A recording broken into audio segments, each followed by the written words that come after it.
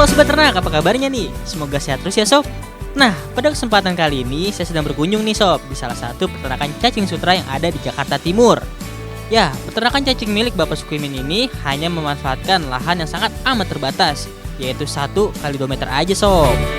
Tapi jangan salah, dari ruangan yang sempit ini beliau bisa menghasilkan pundi-pundi rupiah dari jualan cacing sutra yang unlimited ini loh. Nah, mau tahu caranya bagaimana? Yuk langsung aja kita simak tips dalam memudayakan cacing sutra di lahan terbatas ini Sob. Langkah pertama untuk membudidayakan cacing sutra ini adalah menyiapkan tempat untuk berkembang biak.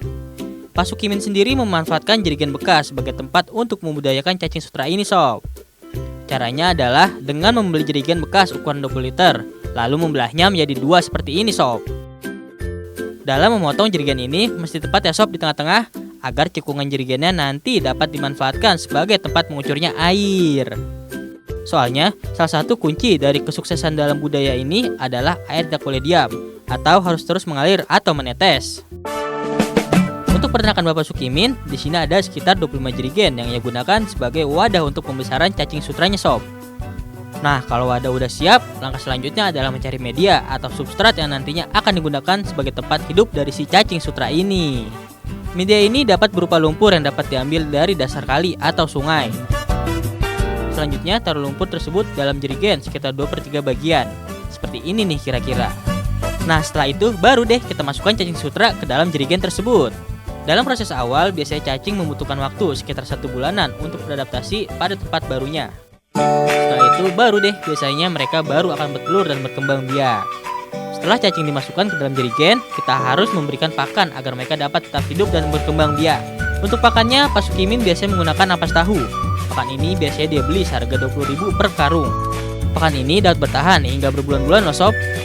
Selain murah, ampas tahu juga sangat efektif untuk mendorong pertumbuhan si cacing ini agar cepat panen Sob.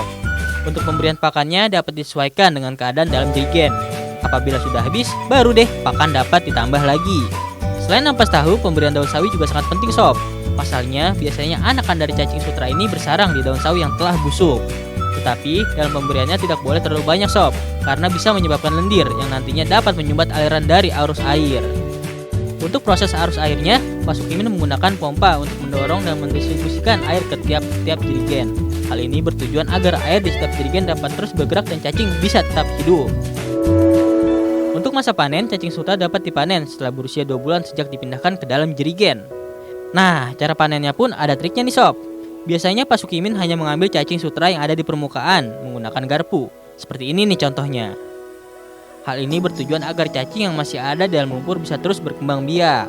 Apabila cacing sudah berhasil dipanen, maka proses panen pun dapat dilakukan setiap 2 hari sekali. Dalam 1 hari, Pak Sukimin bisa menghasilkan 3-5 liter cacing dari 25 jerigen miliknya ini loh. Wah, hebat banget ya. Kalau 1 liternya aja beliau jual seharga 15.000. Nah, hitung sendiri deh hasilnya dalam sebulan. Oh iya, dalam perawatannya sendiri juga nggak terlalu sulit kok. Cukup dengan memantau terus air yang ada di jerigen agar tidak kosong, serta membersihkan pompa setiap 3 hari sekali Sob. Jangan lupa segera kasih ampas tahu ya kalau jerigennya udah habis. Gimana? Mudah bukan? Sekian dulu ya Sob cara budidaya cacing sutra ini. Semoga bermanfaat dan see you Sob.